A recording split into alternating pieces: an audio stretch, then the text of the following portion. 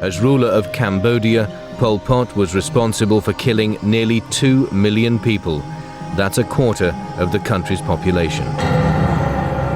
In his 4-year reign, Pol Pot tortured and starved the Cambodians to death. Men, women, children, and babies. He turned Cambodia into a killing field. When I first spoke with Pol Pot, he refused to take responsibility for an absolutely cataclysmic, catastrophic destruction of innocent people. No one had a clue at how many people had been slaughtered and how many people had died. No one.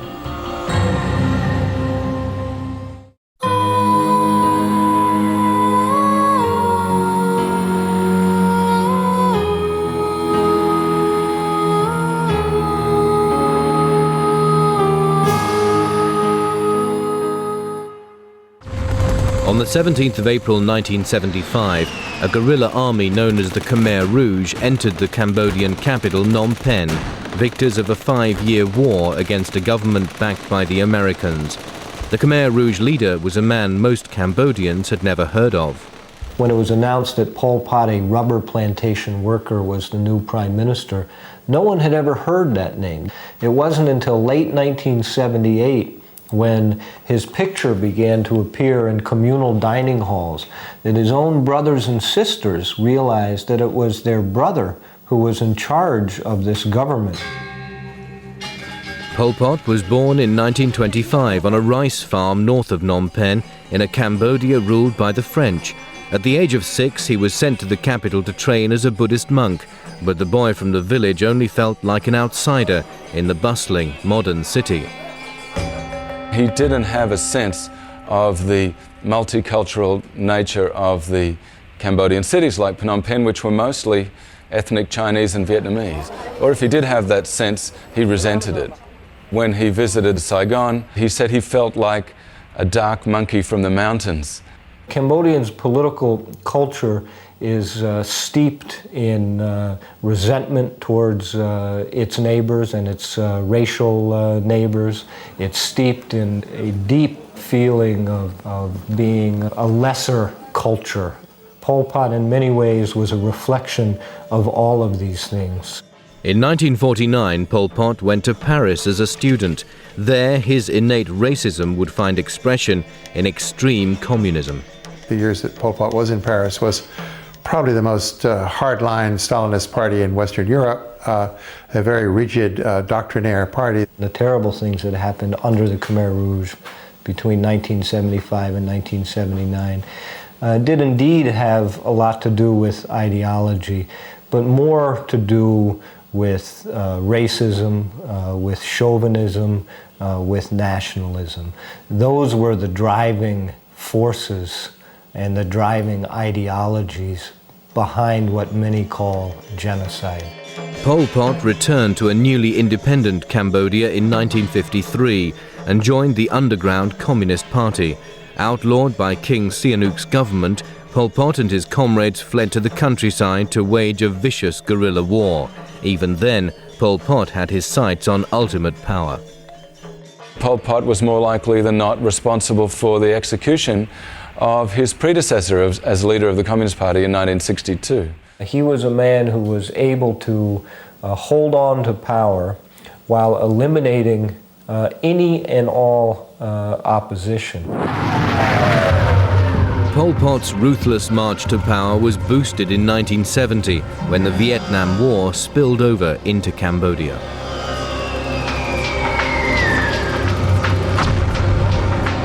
Pursuing communist North Vietnamese troops across the border, the United States bombed huge areas of Cambodia, killing thousands of peasants in the process. This only increased support for Pol Pot's Khmer Rouge. There was this terrible mixture of historical events and terrible Cambodian political realities, which ended up with an orgy of mass murder, of which Pol Pot, without any question, was the architect. By April 1975, Pol Pot's Khmer Rouge were in the capital, Phnom Penh. When they achieved victory in April '75, they felt they were in a position to put in place and to carry out an extreme, pure, total revolution of a sort that was more extreme, more total, purer than any other revolution in history. When Pol Pot and his army arrived in Phnom Penh, they immediately evacuated the entire population into the countryside. In what would be known as Year Zero, Pol Pot began to destroy and rip up Cambodian society, reducing it to a state of primitive barbarity. It was very frantic, it was very chaotic, very scary. They just screamed and screamed into the bullhorn that said we had to leave. 2 million Cambodians living in Phnom Penh were evacuated in 72 hours. It's the take the basket and dump it upside down theory. You broke up every organization that anybody ever had. They were cut from their family, they were cut from their friends, they were cut from their professions, everything. Believing the city people to be contaminated by their past lives, Pol Pot would rewrite their histories. Money was banned, the Buddhist religion outlawed, and the country's name changed to Kampuchea.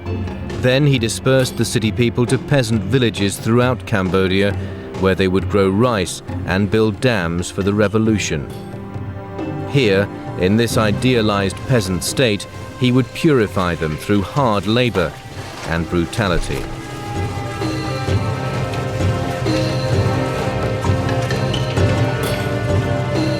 They did regard the city population as enemies, but mixed with that was a strong ethnic belief that the peasants were the real Cambodians. We were from day one, because of our skin color, were targeted. Lighter skin meant that you probably came from a more corrupt class. Darker skins were good because it meant you worked in the field. It meant you worked to grow rice to support the revolution. Little more than nameless, faceless slaves, the city people would literally be worked to death. You work 12 to 16 to 18 hours, working in the field, growing rice, harvesting rice, building dams. There's a lot of people do a lot of harsh work. I mean, people work. They work you until you drop dead. The Khmer slogan that time was to keep you was no gain and to destroy you was no loss. So we knew that human life was cheap and that if we did not produce, we would be killed. Fear and the threat of arbitrary, casual death was everywhere. At one point, I remember just working, and then they just walk up and just shoot the person in the head. You know, the guy just walk up and go boom. In fact, most of Pol Pot's victims were killed not by bullets, but beaten to death with blunt instruments. We still didn't know who Pol Pot was. We didn't know what kind of a man he was. We didn't know what he looked like. And I remember just hearing all these accolades and praise about this mighty person, this strong person, this person who loved us, this person who wanted to bring our country back to its glory days. In Pol Pot's peasant utopia, starvation claimed most lives. The huge influx of city people into the rural areas meant there was not enough rice to feed them. Even the peasants themselves began to starve. And indeed, rice was withdrawn and exported by the party centre while these people were dying in massive numbers of starvation.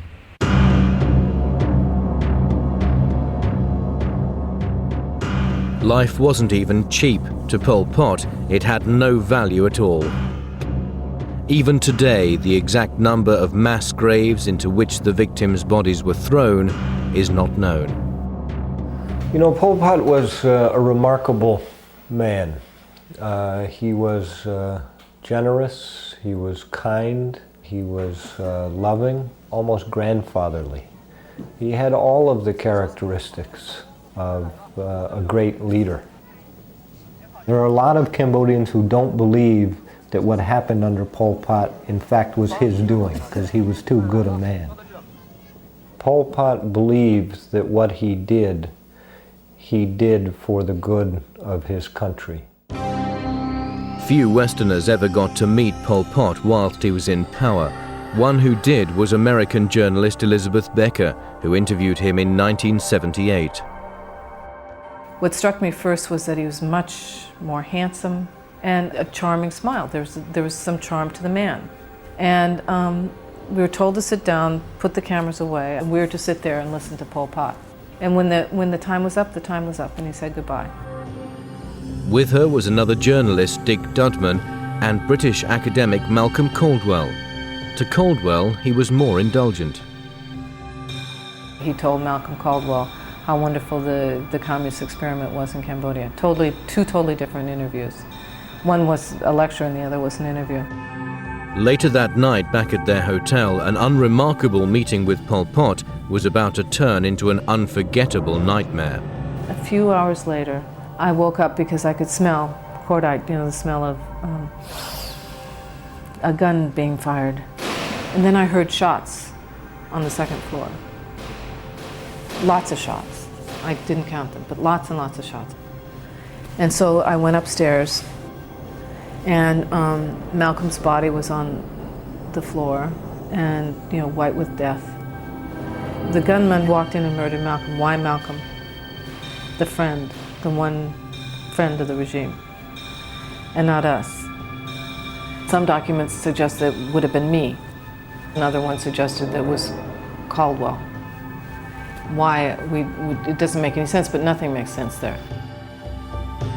Needless to say, after all that, I couldn't imagine how Cambodians lived through almost 4 years of that. I mean, what I went through in 2 weeks, they lived through 4 years and saw their whole lives, their whole country, everything destroyed.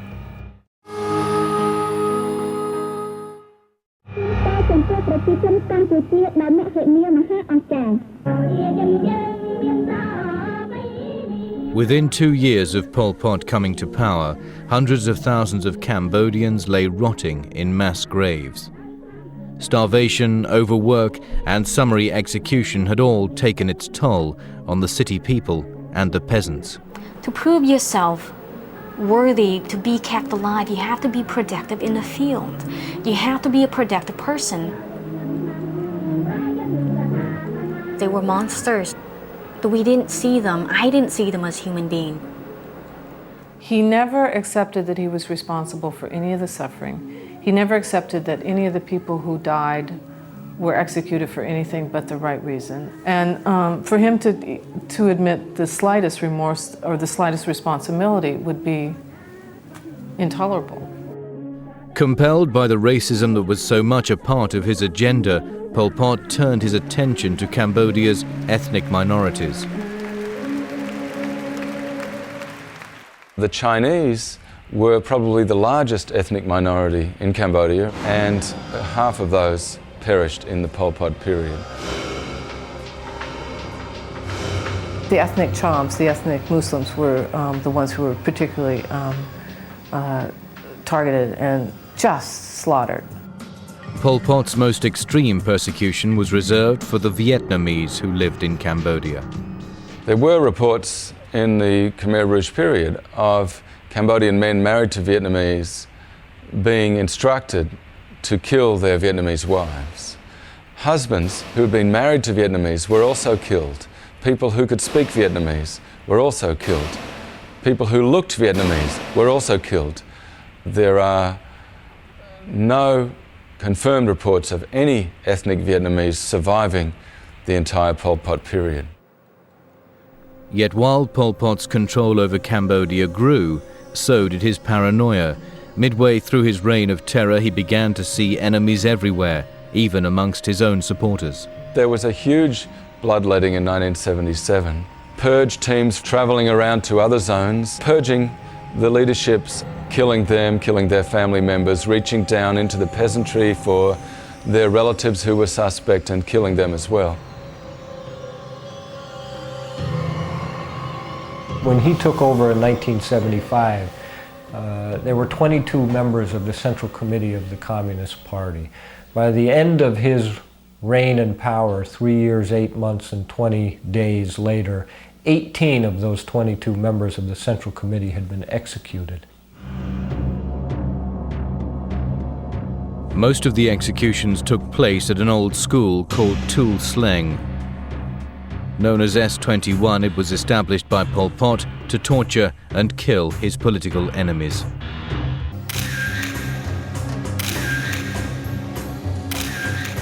In less than 4 years, Pol Pot sent between 14 and 20,000 people to S21. Men, women and children were tagged, photographed, and almost all were tortured into confessing.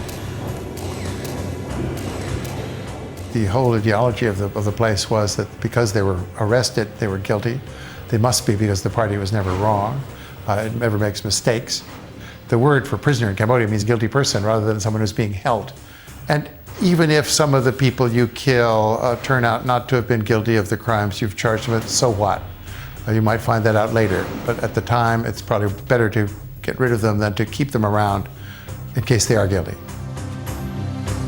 Pol Pot said that he had never heard of Tuol Sleng S21, the torture chamber of which almost 20,000 people he ordered went through to their deaths after extensive torture. Although the Khmer Rouge tried to destroy the evidence, every torture process and every confession of every prisoner was recorded in detail. The documentation was very important to these people, but I think they were intended partly to convince Pol Pot and his colleagues who saw the documents themselves, saw copies of them, that they were on the right track. They knew there'd be no punishment for killing all these people. There'd be punishment for people who were tortured to death, and this did happen in many cases. The interrogators themselves were often pulled in and interrogated because they were betraying the revolution by going too far, by torturing people to death before the confession was complete, before the party had been proved right. Of the thousands who entered S21, just 7 survived, and only 1 was ever released. The rest were either tortured to death or killed and then buried at S21's customized killing field, Cheung Ek.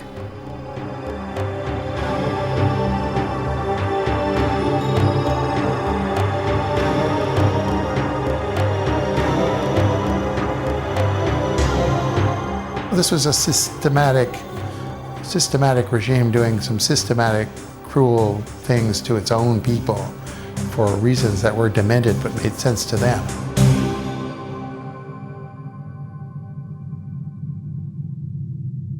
Appearing to be at the height of his power, Pol Pot's government was in fact imploding. His psychotic and lifelong hatred for the Vietnamese would be his undoing.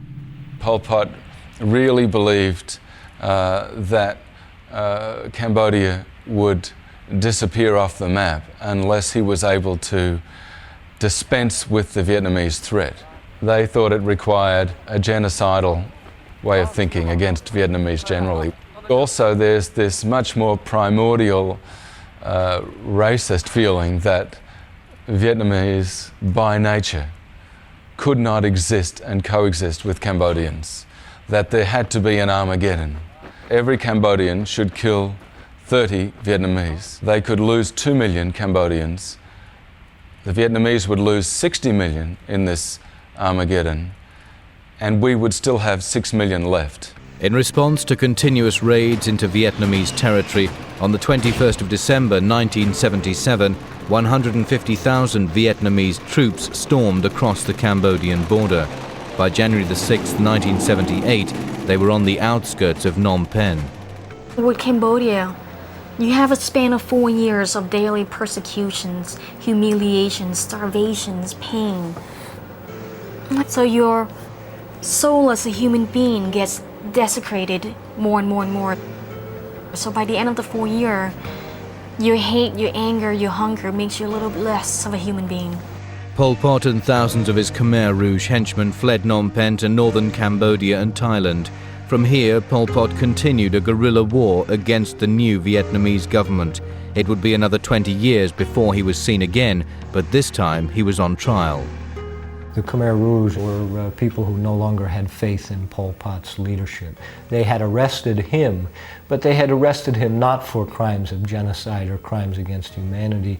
They'd arrested him for essentially being a political enemy.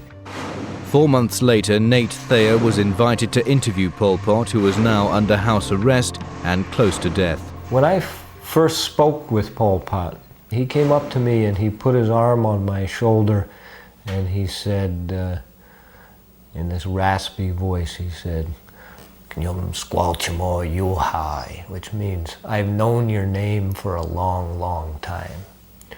And that was the first thing he said to me, and he gave me this gentle, shy smile and kind of looked at me and gazed down and then took me by the arm and walked me to a little bamboo hut where he begged me to understand why it was necessary for him to execute little babies. For hours, in a very rational way. And of course, we started off knowing that it might be very short, asking him the fundamental questions of, you are accused of causing the deaths of hundreds of thousands, if not millions, of innocent Cambodians, and are you regretful? Are you sorry? And will you apologize? Which was a direct question repeatedly. And he refused to answer the question. And I did get angry, and he threatened to end the interview 3 times within half an hour because that was not an acceptable answer to me as a journalist or as a human being. Cambodians deserve better, and and the world deserves better than 2 journalists interviewing a genocidal maniac in the jungle in a bamboo hut. 2 weeks later, in April 1998, Pol Pot died of natural causes.